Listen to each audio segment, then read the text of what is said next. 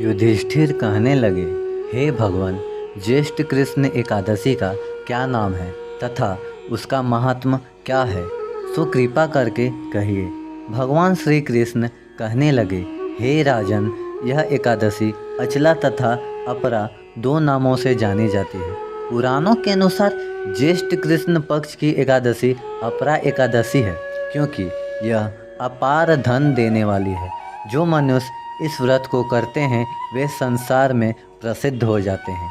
इस दिन भगवान त्रिविक्रम की पूजा की जाती है।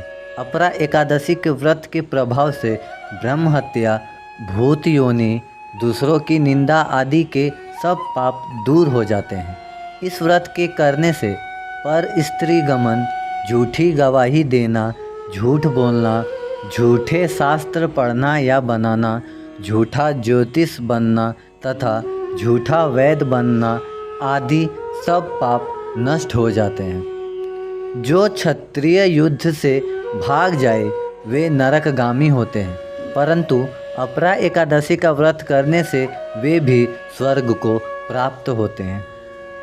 जो शिष्य गुरु से शिक्षा ग्रहण करते हैं फिर उसकी निंदा करते हैं वे अवश्य नरक में पड़ते हैं, मगर अपरा एकादशी का व्रत करने से वे भी इस पाप से मुक्त हो जाते हैं। जो फल तीनों पुष्कर में कार्तिक पूर्णिमा को स्नान करने में या गंगा तट पर पितरों को पिंडदान करने से प्राप्त होता है, वही अपरा एकादशी का व्रत करने से प्राप्त होता है।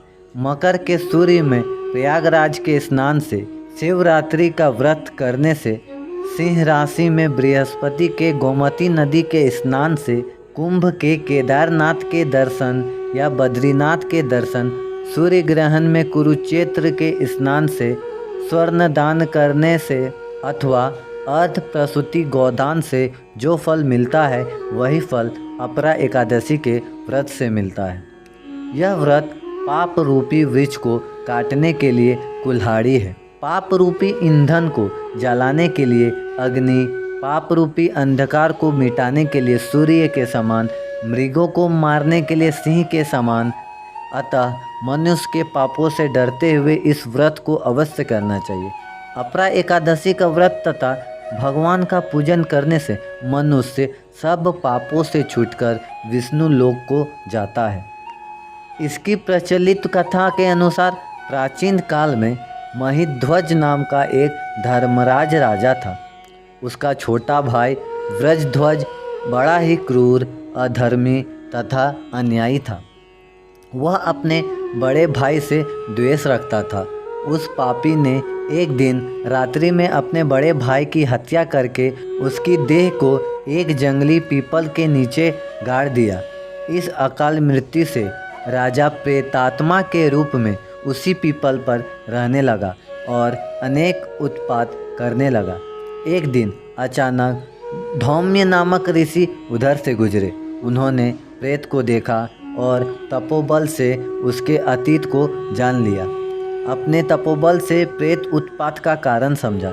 ऋषि ने प्रसन्न होकर उस प्रेत को पीपल के पेड़ से उतारा तथा परलोक विद्या का उपदेश दिया।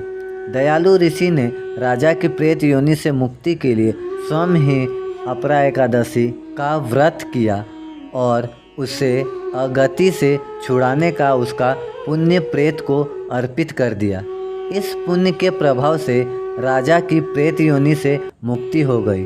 वह ऋषि को धन्यवाद देता हुआ दिव्य देह धारण कर पुष्पक विमान में बैठकर स्वर्ग को चला गया। हे राजन, यह अपरा एकादशी की कथा मैंने लोकहित के लिए कही है।